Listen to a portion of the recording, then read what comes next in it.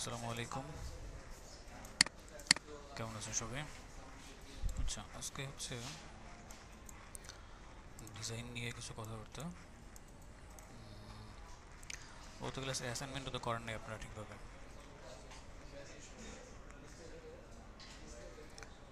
মাত্র কয়েকজন করছেন, তাও আহ, ঠিকভাবে সাবমিট করেন নাই।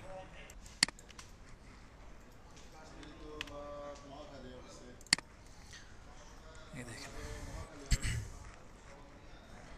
এটা একটা মাহবুব আলম, তারপরে করলো কে জাহিদ হাসান, এরপরে অনিক পাল। বাকিদের অ্যাসাইনমেন্ট কই? 15 জন জয়েন করছেন, বাকিদেরটা কই? কোথায় সাবমিট করছেন আপনি? সাবমিট করা হয়েছে, অ্যাপ্রুভ হয় না মানে কি? ওনাদেরটা অ্যাপ্রুভ হয়েছে কীভাবে?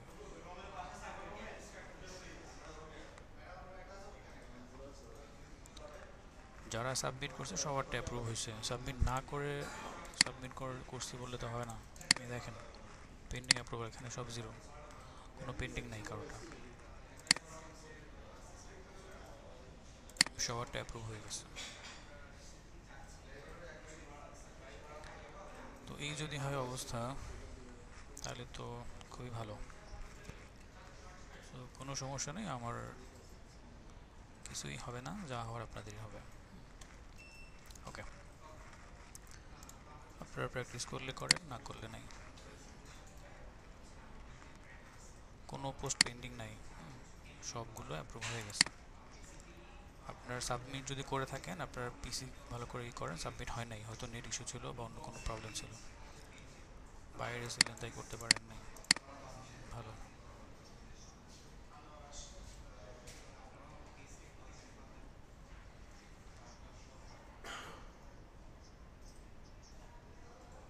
অ্যাপ্রুভ অ্যাপ্রুভ যদি হয়ে থাকে তাহলে পেজে আছে, খুঁজে দেখেন। আচ্ছা, আজকের টপিকটা হলো কোনো একটা ডিজাইন করার ক্ষেত্রে তো ভালো আইডিয়া কীভাবে জেনারেট করা যায়। তো আইডিয়া জেনারেশনের জন্য আপনার বেসিক্যালি যেটা দরকার সেটা হলো অনেক দিনের একটা এক্সপিরিয়েন্স লাগবে, অনেক দিন কাজ করার, একটা না প্র্যাকটিস করার একটা এক্সপিরিয়েন্স থাকতে হবে। এছাড়া আপনি ভালো আইডিয়া জেনারেট করতে পারবেন না, এবং সেই লেভেলও আপনার জেনারেট হবে না। মিনিমাম 6 মাস 1 বছর যারা কাজ করতেছে ফিল্ডে, তাদেরও দেখা যায় একটা ইউনিক আইডিয়া জেনারেট করতে গেলে অনেক রিসার্চ করতে হয়, তারপরে একটা আইডিয়া আসে, তারপরে দেখা যায় ওইটা অনেক মডিফাই করতে হয়, চেঞ্জ করতে হয়, এরপরে ফাইনাল হয়। তো অনেকে আপনারা ভাবেন যে মানে হাতের তুলি দিলেই মনে হয় আইডিয়া চলে আসে, বা অনেকের কোশ্চেন এরকমও থাকে যে কিছু কিছু জিনিস মানে সে চায় এক ক্লিকে হয়ে যাবে, এরকম আর কি। তো এই ধরনের মানসিকতা নিয়ে আসলে মোশন গ্রাফিক্স আসা ঠিক না। এখানে আপনাকে কষ্ট করে ম্যানুয়াল প্রসেসে গিয়ে তারপরে হচ্ছে ডিজাইন করতে হয়, ওইটাকে মোশন করতে হয়। তো যদি এক ক্লিকে হয়ে যায় সব কিছু, তাহলে ক্লায়েন্ট আপনার কাছে কেন আসবে? ক্লায়েন্ট তো একটা ক্লিক করতে সে নিজেই পারে, মাউসটাকে সে মুভ করতে পারে, একটা ক্লিক করার মতো তার অতটুকু অ্যাবিলিটি আছে, এটুকু শেখার মতো তাদের কাছে সময় থাকে। সে কোনোভাবে আপনাকে পে করবে না এটুকুর জন্য। কেন পে করবে? আপনি ওইটাকে একদম পেন্সিল ফেস থেকে শুরু করে ফাইনাল আউটপুট পর্যন্ত, ফাইন টিউনিং পর্যন্ত আপনি করে দিবেন, এবং ওইটার মধ্যে কারেকশন থাকবে, আপনার অনেক ধরনের এক্সপেরিমেন্ট থাকবে, দেন ফাইনাল একটা ডিজাইন লক হবে। এখন মেইন কথায় আসি, আপনি যদি মোশন গ্রাফিক্সে ভালো করতে চান তাহলে গ্রাফিক ডিজাইনের একটা ভালো নলেজ থাকতে হবে, এবং সেটার জন্য প্রথমত টুল শিখতে হবে। এটার পাশাপাশি আপনার ভালো একটা এক্সপিরিয়েন্স থাকতে হবে ডিজাইন থিঙ্কিং ডেভেলপমেন্টের উপরে, যাতে করে ভালো একটা আইডিয়া আপনি ভালো করে জেনারেট করতে পারেন, প্রফেশনাল একটা আইডিয়া নিতে পারেন যে কোনো ব্রিফ থেকে। আচ্ছা, তো এখন ওই যে বললাম, সেটার জন্য আপনার অনেক দিনের প্র্যাকটিস থাকতে হবে, এটা ছাড়া আপনার মাথায় আইডিয়া আসবে না। তাহলে ইনিশিয়ালি যেটা করবেন, ধরেন আপনারা এই মুহূর্তে আপনি একটা ক্লায়েন্ট পাইছেন, এখন সেটাকে আপনি কীভাবে রিকভার করবেন বা সেটাকে কীভাবে আপনি সার্ভিসটা প্রোভাইড করবেন, তো সেটার জন্য বেশ কিছু ট্রিক্স শিখিয়ে দিচ্ছি। তবে এটা কিন্তু লং টার্মের জন্য না, আপনি যত বেশি প্র্যাকটিস করবেন আপনার মাথায় তত আইডিয়া জেনারেট করার যেই প্রসেস সেগুলো আস্তে আস্তে বিল্ড হবে আর কি। তো আপনি যেটা করতে পারেন, যেই ওয়েবসাইটগুলো প্রফেশনাল বা যেই সাইটগুলো মার্কেট প্লেসগুলো একদম প্রফেশনাল, সেরকম কিছু ওয়েবসাইটে আসবেন। যেমন গ্রাফিক রিভার, ডিজাইনের জন্য গ্রাফিক রিভারটা বেস্ট। এখানে আসলাম, ফ্লিপিক আছে, ওগুলো ফ্লিপিকের মতো আরও অনেক আছে, তো আমি গ্রাফিক রিভারটা সবসময় ব্যবহার করি, এটা ইউজ করতে পারেন। এখানে আসার পর আপনি রিলেটেড কিছু ডিজাইন এখানে সার্চ করবেন। ধরেন আপনার ক্লায়েন্ট বলছে কি একটা লোগো ডিজাইন করতে হবে, অথবা ক্লায়েন্ট আপনাকে বলছে, গত ক্লাসে আমরা যেটা করলাম, একটা একটা হচ্ছে প্রমোশনাল ম্যাটেরিয়ালস ডিজাইন করে দিতে হবে ফেসবুকের জন্য, ইনস্টাগ্রামের জন্য বা সোশ্যাল মিডিয়ার জন্য। সেক্ষেত্রে আপনি ওই রিলেটেড কিওয়ার্ড দিয়ে এখানে সার্চ করবেন।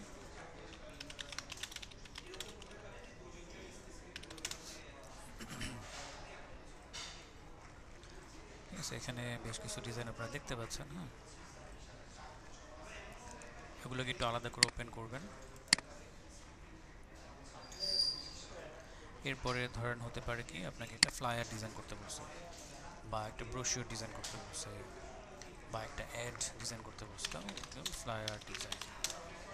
এটাও এক ধরনের অ্যাড, প্রমোশনাল ম্যাটেরিয়ালস এটাও।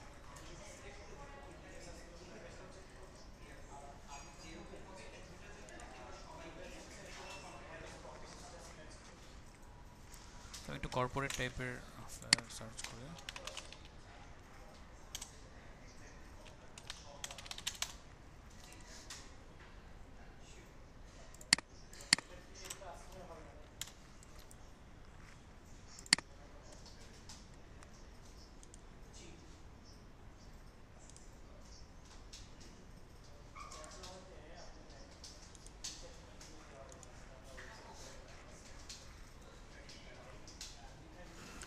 আমি কিছু ডিজাইন এখানে আলাদা করে ওপেন করলাম। এটা একটা, এটা একটা,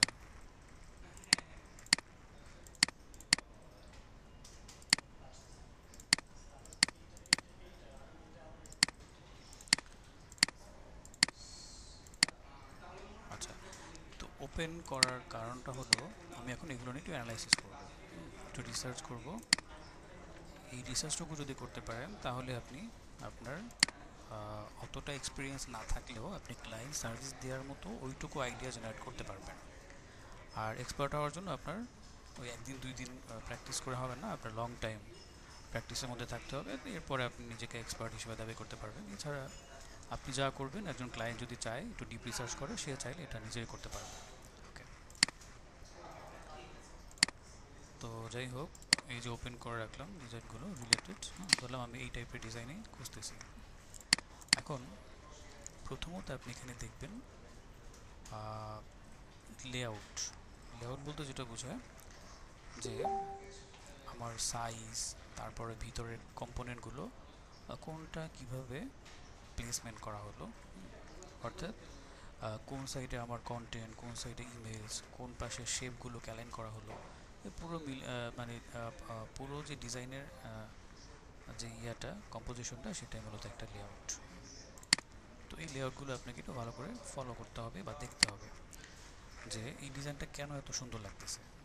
এখন যদি এটা এমন করা হতো, ইউ লেখাটা এখানে থাকতো, হেড লেখাটা এখানে, ইজটা এখানে থাকতো, তাহলে কিন্তু একদম মানে পুরো ডিজাইনটা নষ্ট হয়ে যেত, তাই না? তো লেআউট যেইটা যত সুন্দর, ওই ডিজাইনটা দেখতেও অতটাই সুন্দর। এটা লেআউটটা দেখেন, লেআউটের মধ্যে কিন্তু সাইজও আছে, সাইজটাও লেআউটের একটা অংশ।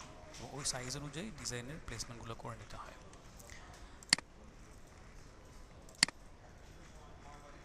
আচ্ছা, এরপরে দেখবেন প্রথমত প্লেসমেন্ট দেখলেন, তারপরে দেখতে হবে টাইপোগ্রাফি, অর্থাৎ লোগোর ফন্টগুলো কিভাবে এখানে প্লেস করা হলো। দেখেন ক্রিয়েটিভ স্টুডিও, এই লোগোটা যদিও আপনাকে ক্লায়েন্ট দিয়ে দেবে, এটা একটা ডেমো লোগো, তো লোগো নিয়ে কথা না বলি, এটা যেভাবে থাকবে লোগো ওইভাবে ইউজ করতে হবে। এরপরে কল আস, তাহলে দেখেন কল আস, এটা হচ্ছে আপনাকে হাইলাইট করতে, মানে হাইলাইট করে দিছে এখানে, একটু বোল্ড এবং একটু এটার ওয়েটটা কিন্তু একটু ভারী, আর এইটা অনেক লাইট। এখন যদি দুইটাকে আপনি বোল্ড করে দেন তাহলে কিন্তু দেখতে জঘন্য লাগবে। এই জিনিসটা আপনাকে বুঝতে হবে, এইটা হচ্ছে টাইপোগ্রাফি। এরপর দেখেন এইটার সাইজ এটার সাইজ কিন্তু একরকম না। এটা হচ্ছে আমার মেইন ট্যাগলাইন। এই ট্যাগলাইনটাকে একটু হাইলাইট করে দেওয়া হয়েছে এবং মেইন যেই কিওয়ার্ড সেটাকে কি করছে আবার ব্র্যান্ড কালারের সাথে ম্যাচ করে দেওয়া হয়েছে।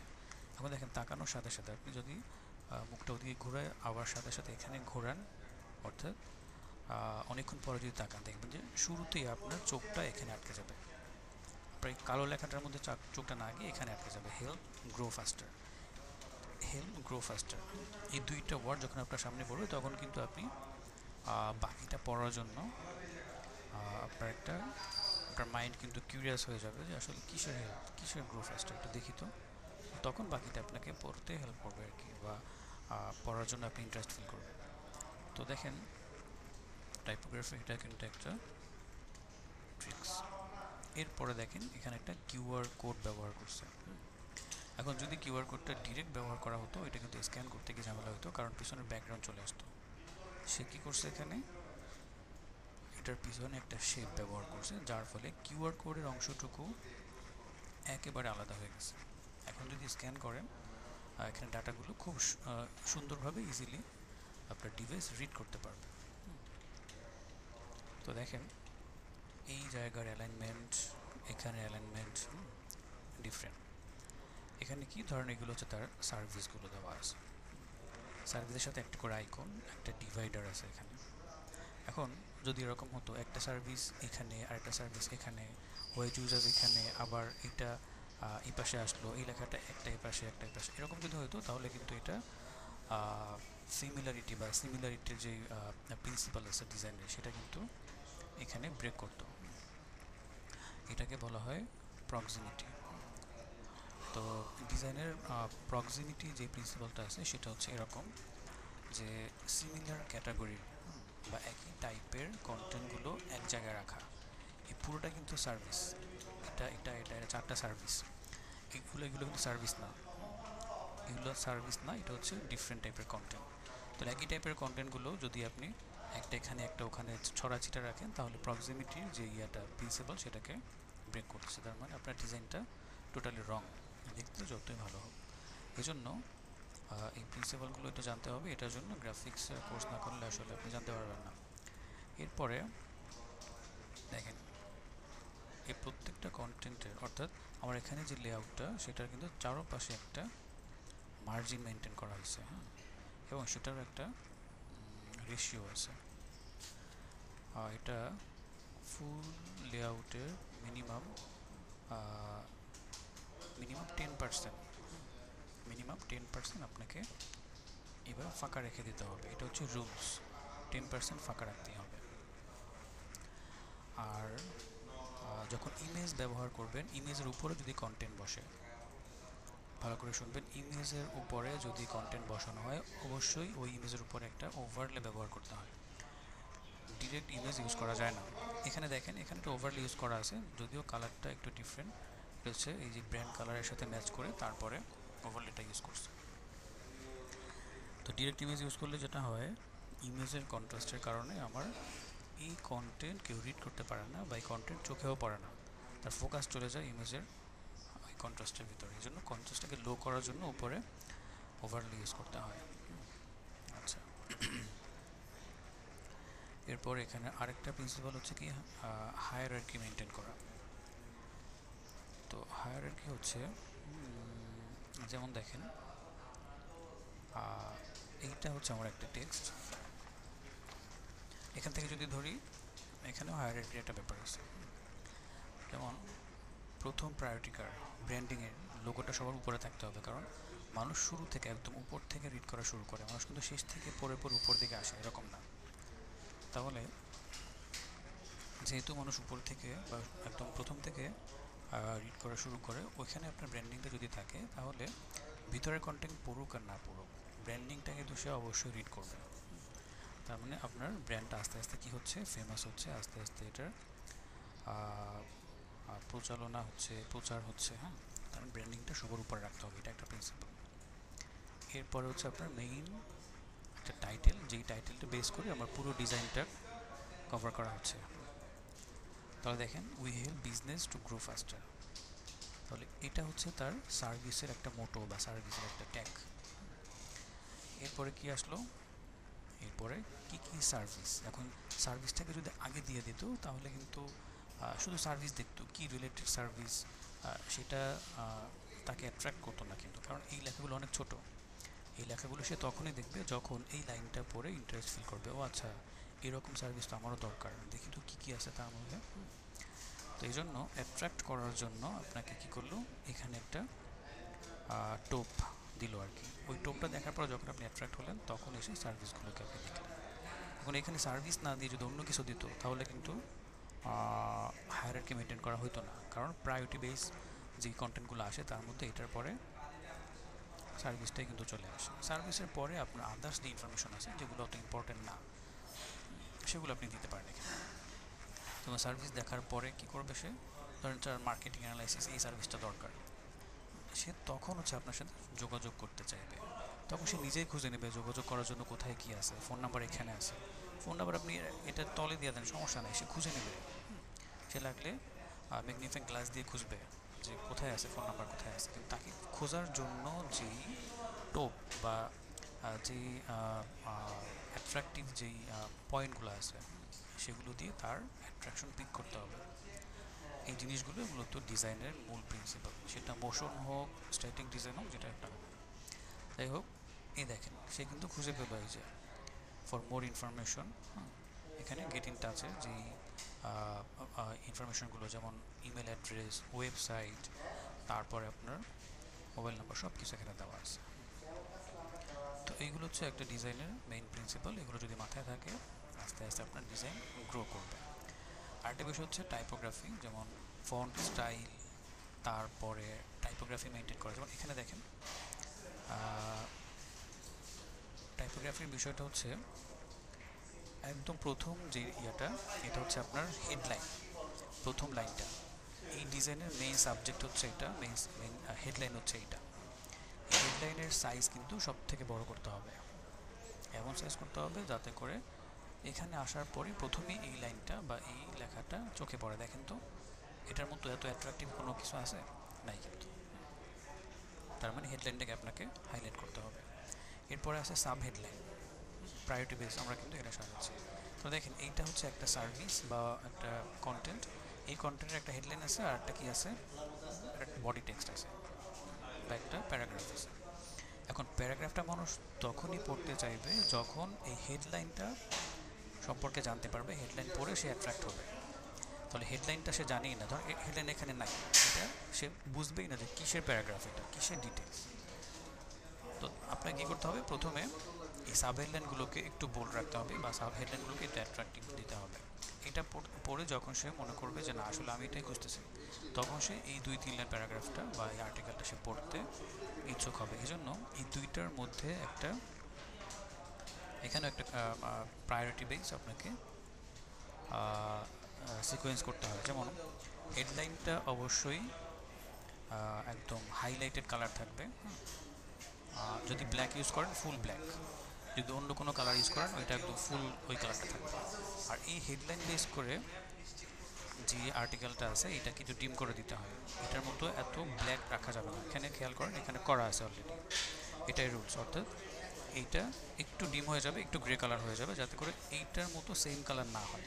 তখন কি হবে, আপনি এখানে তাকায় দেখেন একটা কুল একটা ভাব আছে, মানে খুবই মৃদু একটা সুন্দর একটা কুল একটা ভাব। অর্থাৎ আমার তাকানোর সাথে সাথে আমার অ্যাট্রাকশনটা এখানে চলে যাচ্ছে, আমি কোনোভাবে এখানে অ্যাট্রাকশন রাখতে পারতেছি না, এখানে চলে যাচ্ছে। তো এইটাই হচ্ছে প্রিন্সিপাল। আপনাকে অ্যাট্রাকশন এখানে লক করা যাবে না, এখানে নিতে হবে, এখানে নেওয়ার পর সে অটোমেটিক এখানে আসবে, পড়ে নেবে। এটাই মূলত টাইপোগ্রাফির যেই প্রিন্সিপাল সেটা। যে এখানে দেখেন এটা একটু ডিম করা দরকার ছিল।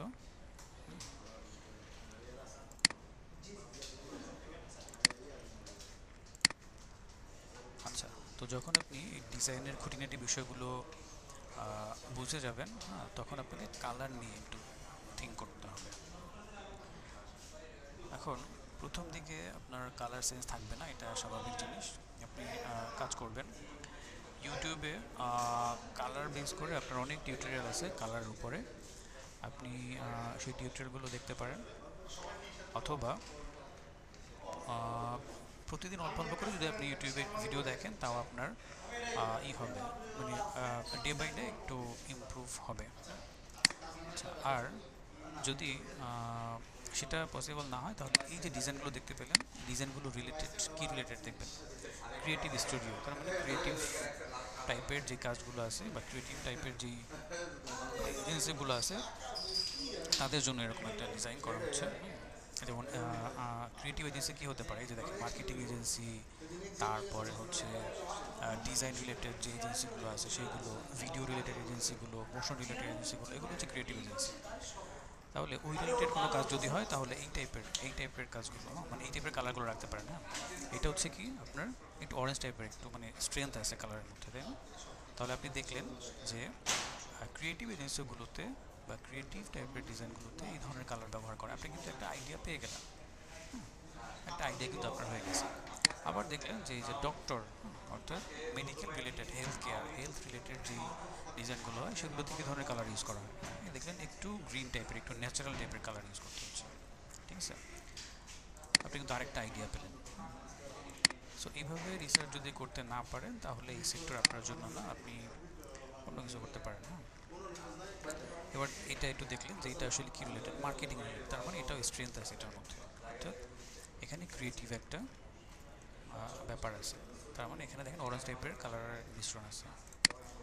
এই যে দেখেন এটাও ক্রিয়েটিভ মার্কেটিং এজেন্সি, এই যে অরেঞ্জ টাইপের। এখন সে শুধু যে অরেঞ্জ হবে তাই না, যে কালারগুলো আপনার স্ট্রেংথ, আপনার ক্রিয়েটিভিটি প্রেজেন্ট করে ওই ধরনের কালার ইউজ করতে হবে। হ্যাঁ, অরেঞ্জ কালারের শুধু না, রেড, অরেঞ্জ, তারপরে একটু ব্লু টাইপের কালার, এগুলো কিন্তু এই ধরনের ক্রিয়েটিভিটি। এ দেখেন মার্কেটিং, এটা ব্লু কালার। হ্যাঁ, তো এইভাবে রিসার্চ করে করে আপনাকে নোট করতে হবে, এগুলো নিয়ে একটু প্র্যাকটিস করতে হবে, আস্তে আস্তে আপনাদের গ্রো করবে আর কি সেন্সগুলো। আচ্ছা, তাহলে আমার ইনিশিয়াল ব্যাপারগুলো চলে গেল। এবার আসি এই যে শেপ, তারপর বিভিন্ন ধরনের কম্পোনেন্ট, এগুলো আমি কীভাবে জেনারেট করতে পারি। তো আপনি একইভাবে দেখবেন যে কোন ধরনের ডিজাইন আপনার দরকার। ধরেন আমার ক্রিয়েটিভ রিলেটেড ডিজাইনের দরকার, আমি এটা মার্কেটিং এজেন্সির জন্য ডিজাইন করব, যে মাত্র 20 জন।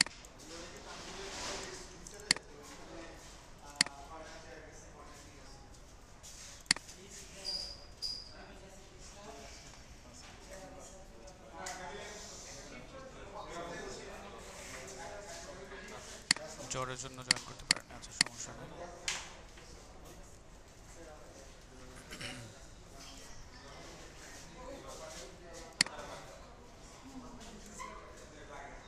ব্লিড এখানে আসতেছে না, ব্লিড তো আলাদা জিনিস।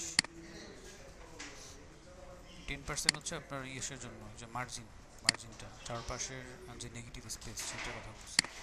ব্লিড হচ্ছে কাটিং এরিয়া, এটা আপনার ওই স্পেসের বাইরে, ফুল লেআউটের বাইরে একটা এক্সট্রা এরিয়া নিতে হয়, যেটা কাটিংয়ে চলে যায়, ব্লিডিংয়ে চলে যায় আর কি। আচ্ছা, যাই হোক, ওটা প্রেসের প্রিন্ট ডিজাইন করলে ওইটা লাগে, প্রিন্ট ডিজাইন না হলে এগুলো লাগে না, ব্লিড টিলি লাগে না যদি আপনি ওয়েব বেস ডিজাইন করেন তখন। 5 দিন, আচ্ছা আচ্ছা, ঠিক আছে। তো আপনাদের অ্যাক্টিভিটি দেখে আমি তো পুরাই বিরক্ত। মানে প্রথম দিকে মোটামুটি ভালোই ছিলেন, একদম এখন তেনায় গেছেন। তো এরকম হইলে তো সমস্যা।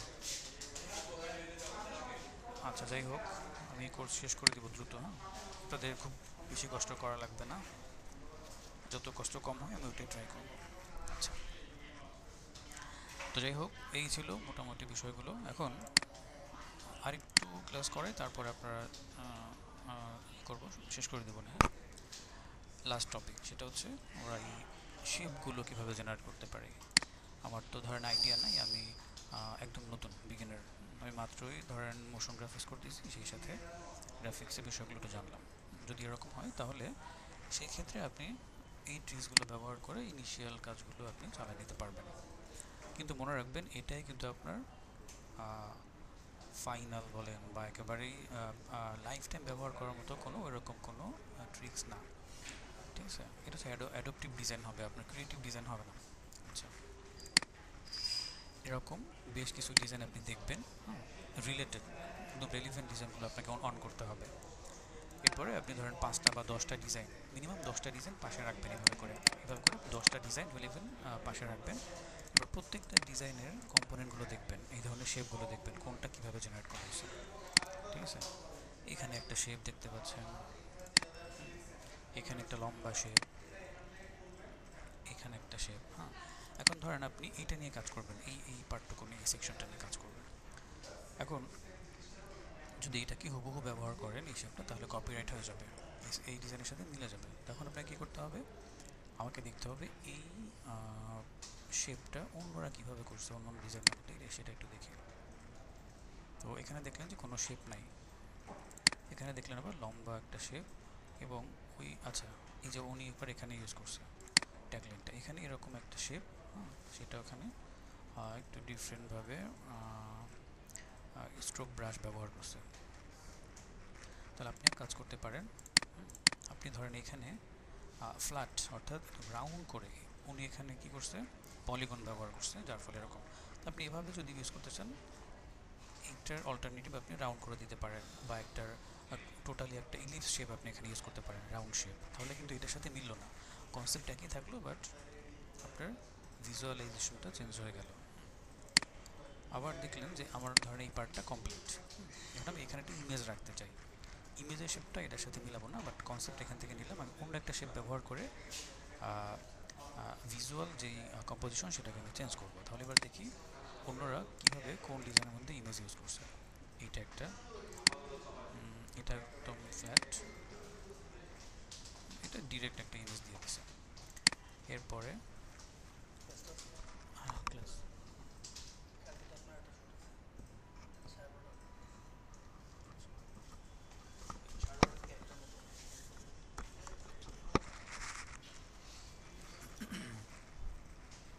এখানে দেখলেন কি ওই শেপটা আবার একটু ডিফারেন্টভাবে দেওয়া, আবার এখানে ডিফারেন্ট। এখন আপনি ভাবতে পারেন যে আমারটা কীভাবে দিব। এখান থেকে যে কোনো একটা দেখেন, দেখার পর ওইটার সাথে মিলবে না এরকম একটা শেপ ব্যবহার করে আপনি এখানে ইমেজের পার্টটা কমপ্লিট করতে পারেন। আচ্ছা, এবার আপনি দেখবেন যে এই সার্ভিসগুলো কে কীভাবে দিচ্ছে, এখানে সার্ভিস আইকনগুলো কে কীভাবে দিচ্ছে। এটার মতো করে আইকন না দিলে ভালো হয়, এটার সাথে না মিলে যাবে। বাট আপনি অন্যদেরটা একটু দেখেন, সার্ভিসগুলো এই যে উনি হচ্ছে এইভাবে দিছে, না এটা সার্ভিস না, এটা উনি কী করছে পলিগন ব্যবহার করে তারপরে এরকম কিছু আইকন ইউজ করছে, এটা কিন্তু ডিফারেন্ট। হ্যাঁ, আপনি এটা ইউজ করতে পারেন, অথবা এই যে এভাবে দিতে পারেন। হ্যাঁ, বা আপনি আচ্ছা এখানে ওরকমভাবে সার্ভিস নাই, এইভাবে দিতে পারেন, এই ধরনের শেপ ব্যবহার করে। তাহলে কিন্তু আপনি একটা আইডিয়া পেলেন। হ্যাঁ, এবার আপনি যে কোনো একটা এখানে ইউজ করতে পারেন যাতে করে ওইটার সাথে না মিলে, ওটার সাথে মেলানো যাবে না এই ডিজাইনের সাথে। এই তো এইভাবে করে করে দেখা যাচ্ছে এখানে একটা শেপও ইউজ করছে, আপনি এতটুকু না রেখে পুরোটার মধ্যে ইউজ করতে পারেন। অথবা আপনি এখানে শেপ ব্যবহার না করে এই যে ফর মোর ইনফরমেশন শুধু এইটুকুর মধ্যে শেপ দিয়ে নিচে এটাকে আপনি আইকন দিয়ে আপনি এখানে প্রেজেন্ট করতে পারেন। অর্থাৎ মোট কথা, আপনি যেই ডিজাইন থেকে আইডিয়া নিলেন ওইটার সাথে যাতে হুবহু কপি না হয়, প্রত্যেকটা কনসেপ্টের মধ্যে আপনাকে আপনার ব্রেন থেকে কিছু আইডিয়া নিয়ে কন্ট্রিবিউট করতে হবে। তখনই দেখবেন পুরো ডিজাইনটা প্রফেশনাল তো হবেই, সেই সাথে একদম ইউনিক হয়ে যাবে। এই তো এগুলোই ছিল, কোশ্চেন থাকলে বলেন।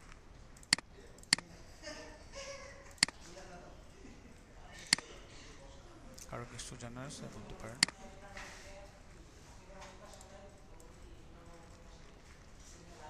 আর এখন থেকে অ্যাসাইনমেন্ট আর দিব না, অ্যাসাইনমেন্ট দরকার নেই, এটা দিয়ে শুধু শুধু আপনাদের কথা শুনতে হয়।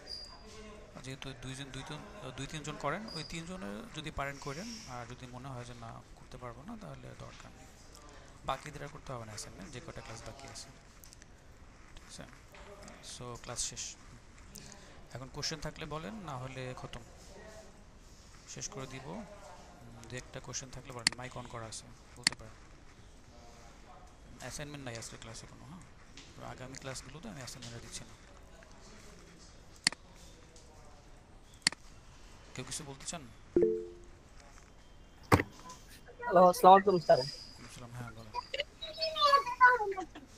আপনি কিছু ডিজাইন ওপেন করছেন যে সেখানে একটা গ্রিন কালার দেওয়া হয়েছে, সেটা কি আরজিবি কালার না এগুলো সব আরজিবি। সিএমওয়াই কে কালার? আচ্ছা, সরি, এখানে কিছু আছে প্রিন্ট ডিজাইন। প্রিন্ট ডিজাইনগুলো সব সিএমওয়াইকে, আর যেগুলো প্রিন্ট না, ওয়েব বেস, সেগুলো হচ্ছে আরজিবি। এগুলো স্যার হচ্ছে একটা সব সিএমওয়াইকে। গ্রিন কালারের ব্যাকগ্রাউন্ডের একটা ইমেজ ছিল। জি জি, এটা এটা তো প্রিন্ট ফ্লায়ার, এই যে প্রিন্ট ডিজাইন। এটা না স্যার, আরেকটা পাশেরটা, এই পাশে একটা ছিল। জি জি, এটা কোনটা? এটা না না স্যার, ওই যে green colour background, green colour. এই যে এটা স্যার, চলে গেছে স্যার, এটা এটা গ্রিন কালার, আচ্ছা এখানে। হ্যাঁ, এটা প্রিন্ট ডিজাইন, এটা ফ্লায়ার সব প্রিন্ট ডিজাইন, এটা সিএমওয়াইকে। আচ্ছা। এমনি তো স্যার ওয়েবের জন্য সিএমওয়াই কে ব্যবহার করা যাবে? না না, এখানে কালার ফ্যাকাশ হয়ে যাবে। আচ্ছা ঠিক আছে, থ্যাংক ইউ। আসসালামু আলাইকুম স্যার। ওয়ালাইকুম আসসালামু আসসালাম। আলাইকুম। হ্যাঁ বলেন। স্যার ক্লাস আর কয়টা হবে আমাদের? আপনাদের দেখি, 11টা গেছে, আরও 11টা হবে। তার মধ্যে মোশনের ক্লাস আর কয়টা আছে? আপনাদের হচ্ছে বাকি সবই মোশন, শুধু 2টা ওকে, ক্লাস পাবেন হচ্ছে ফটোশপের, আর বাকি সবই মোশন। ঠিক হ্যাঁ আছে স্যার। স্যার, একটু 12 নম্বর, 12 নম্বর ক্লাসটা স্যার, এটা তো মনে হয় ইলাস্ট্রেটরের উপরে, তাই না? 12 নম্বর, হ্যাঁ, ওটা হচ্ছে ট্রেসিং, যে কোনো একটা ডিজাইন ট্রেস করা আর কি। ট্রেসিং এরপরে আরও 2টা, তার মানে 3টা ক্লাস আছে ইয়ার বাইরে। আচ্ছা স্যার, আমি হ্যাঁ, আমি স্যার গত গত 5 দিন স্যার উপস্থিত ছিলাম না, সেই জন্য স্যার আমি 2টা ক্লাস মিস করছি। তো স্যার আমি 2টা ক্লাস রিকভার করে ওই 2টার মধ্যে যদি অ্যাসাইনমেন্ট থেকে থাকে, তাহলে স্যার আমাদের সামনে একটা টাইম আছে, এই সময়ের ভিতরে আমি চেষ্টা করবো সেটা রিকভার করে দেওয়ার জন্য। আচ্ছা ঠিক আছে, ঠিক আছে করে নিন। আচ্ছা স্যার। আর আর কারো কোনো কিছু জানার আছে? কিছু বলতে থাকলে স্যার, বলতে পারেন, বলেন। স্যার আমি সিসি 2020-তে কাজ করছি ইলাস্ট্রেটরে, সেটা আবার 19-এ করছি, কিন্তু কে যেন কি বলতে চাচ্ছিলেন, বলেন। স্যার ইলাস্ট্রেটরের স্যার 2024-এর যে ভার্সনটা আছে, এটা স্যার, এটা কালেকশন কি আছে স্যার? না, 19, এখান থেকে যা দেওয়া হবে সব 19। 24 ভার্সন কালেকশন কেন লাগবে? এত রিসোর্স থাকতে স্যার অনলাইনে। আপনি ফাইল সিআর নামে একটা ওয়েবসাইট আছে, এখানে একদম অথেন্টিক, কোনো ধরনের ঝামেলা ছাড়া এই যে কোনো ভার্সন পেয়ে যাবেন। ফাইল সিআর, ঠিক আছে? 18, 19, 5 20, ইয়ার 24, 25-এরটাও আছে এখানে। স্যার, স্পেলিংটা একটু বলবেন ওয়েবসাইটে? আমি লিখে দিচ্ছি। জি স্যার। এই যে লিখে দিছি, এটাকে লিখে সার্চ করেন, পেয়ে যাবেন। রমজানে, হ্যাঁ, রমজানের শিডিউলটা হচ্ছে আপনাদের ফাইলস। শনিবার সময়, এটা তো দেওয়া হয়েছে 25/1, লাস্ট ক্লাসেই তো ফিক্স করা হলো। আপনাদের হচ্ছে 3টা থেকে 4টা, আর আরেকটা ব্যাচ 2টা থেকে 3টা। তার মানে আপনাদের হচ্ছে ফিক্স শনিবার, প্রতি শনিবারে ক্লাস হবে, সপ্তাহে একদিন, 3টা থেকে 4টা। 2টা থেকে 4টা প্রতি শনিবার? 2টা না, 3টা থেকে 4টা প্রতি 3টা শনিবার। থেকে 4টা হ্যাঁ, শনিবার। আর রমজান শেষে আবার আগে শিডিউলে সপ্তাহে 2টা করে, রমজানে একটা করে ক্লাস হচ্ছে।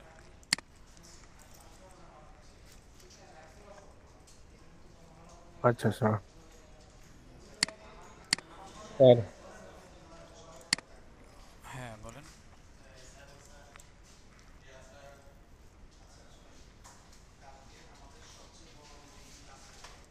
হ্যাঁ, আর কিছু বলবেন? স্যার আগামী ক্লাসটা তাহলে কখন হবে ঠিক করলেন? আগামী ক্লাস আজকে হচ্ছে সোমবার, তার মানে আগামী শনিবার হচ্ছে ক্লাস, তাই না? জি স্যার, যদি শনিবার কখন শনিবার ক্লাস যদি হবে? রোজা হয়, হ্যাঁ, শনিবার রমজান মানে শুক্রবারে যদি তারাবি হয়, তাহলে শনিবার তো প্রথম রোজা, তাই না? জি স্যার। সেক্ষেত্রে আপনাদের রোজার শিডিউলে হবে 3টা থেকে 4টা। এটা ওই, 3টা থেকে 4টা। হ্যাঁ এটা আপনাদের পোস্ট করে সপ্তাহে কি দেওয়া তাহলে হবে। একটাই হবে না স্যার দুটো হবে? সপ্তাহে একটা ক্লাস হবে, সরি, শুধু রমজান মাসটা একটা ক্লাস হবে। এটা আপনাদের সবার সাথে স্যার একটা ডিসকাস হলে করে বেটার কিন্তু স্যার। এই ইয়েটা নেওয়া হয়েছে, ফিক্স করা হয়েছে, জি স্যার। নোট রাখা হয়েছে। আর রোজার পরে আবার আগের যে রেগুলার শিডিউল ছিল সেখানে চলে আসবে। এই, আর যদি শনিবার রোজা না হয়, শনিবারে না হওয়ার চান্স কি আছে? মনে হয় না। জি স্যার, মনে হয় শনিবার দিনই হবে স্যার। যদি হয়ে যায় তাহলে তো শনিবারে ক্লাস করলেন, আর যদি শনিবারে কোনোভাবে রোজা না হয়, রবিবার থেকে শুরু হয়, তাহলে শনিবারে সেম শিডিউলে হবে ক্লাস, হ্যাঁ, সন্ধ্যায়। না সেম শিডিউলে যদি হয় তাহলে তো তারাবির সময় হয়ে যাবে। আচ্ছা আচ্ছা, ওই দিন তো তারাবি থাকবে। জি স্যার। আচ্ছা, এটা অফিসিয়ালি আমরা ডিসিশন নিয়ে জানাবো। তারাবি থাকলে ওই টাইমে হবে না, আগেই হতে হবে। তো জি এটা স্যার অফিসিয়ালি সেটাই পোস্ট যদি করা হবে, কেমন? তাহলে স্যার অফিস, শুক্রবারের দিন যদি, ভাইয়া না হয় প্রথম শুক্রবারের দিন রোজাটা না জানালে। হয় বন্ধই রাখলেন, যদি হ্যাঁ, তারাবির যদি একটা। এরকম হয় তাহলে কোনো একটা হ্যাঁ ডিসিশন তো স্যার নিবই। এরকম হলে এক ক্লাস বন্ধ রাখলেও হবে স্যার। হ্যাঁ, কারণ প্রথমটা বন্ধ রাখলেও চলবে, কারণ প্রথমটা বন্ধ রোজার বলতে সাথে কি, সবাই যদি একটু যদি অ্যাডজাস্ট করলো। কি বলে, শনিবার যদি এরকম হয় তাহলে শনিবার ক্লাসটা সোমবার নিলাম, আর জি স্যার সোমবার এটাও তো হয়। অফ জি থাকবে জি, অফিসে। এটাও হয় ভাই। জি এটাই আর কি। ঠিক আছে, ওইটা নিয়ে টেনশনের কিছু নেই, অফিসিয়ালি আপনারা জানতে পারবেন, কেমন? হ্যাঁ, আচ্ছা, তো ঠিক আছে। স্যার কিছুক্ষণ আগে স্যার আমি একটা মোশন একটা আপলোড করছি, কিন্তু এখনো মনে হয় অ্যাপ্রুভ হয় না কিনা, আচ্ছা, মানে ওইটা মাঝে মাঝে অ্যাপ্রুভ হয়ে এরকম যাবে, ডিস্টার্ব হ্যাঁ। হয় এটা কিনা। ওইটা যখন আপনারা আপলোড করেন, ওইটা সাথে সাথে অ্যাপ্রুভ হয় না, এটা অফ করা। ও আচ্ছা আচ্ছা। এটার মূল যে কারণ, দুইটা কারণ, একটা হচ্ছে রিভিউ হয় তারপরে, কারণ অ্যাপ্রুভ করার সময় রিভিউ করে অ্যাপ্রুভ করে দেয়। আর দ্বিতীয় আরেকটা কারণ হচ্ছে কি, অনেকে দেখা যায় এই ধরনের পোস্ট করে যে দেখুন কি করলো উনি, কি করলো এই মেয়েটা, এরকম এই ধরনের ও পোস্টগুলো, আচ্ছা ওই যে টিকটক, তারপরে হাবিজাবি পোস্টগুলো করে তারপরে গ্রুপগুলোকে নষ্ট করে দেয়, যার ফলে এই রিভিউ সিস্টেমটা অন করা। এটা প্রত্যেকটা গ্রুপে, শুধু আপনাদের না, যে কেউ পোস্ট দিলে ওইটা রিভিউ হবে, তারপরে অ্যাডমিন ওটাকে অ্যাপ্রুভ করে দিবে। তো এইসব কারণে আসলে রেস্ট্রিক্ট করা, বুঝতে পারছেন কিনা কথা? হুম হুম। তো যাই হোক, সমস্যা নেই, আপনি যেহেতু সাবমিট করছেন ওটা অ্যাপ্রুভ হয়ে যাবে, একটু সময় লাগবে, হ্যাঁ। আচ্ছা ঠিক আছে স্যার। ঠিক আছে। আচ্ছা স্যার। আচ্ছা, তাহলে আমি শেষ করে দিলাম আজকে। আল্লাহ হাফিজ, আসসালামু আলাইকুম।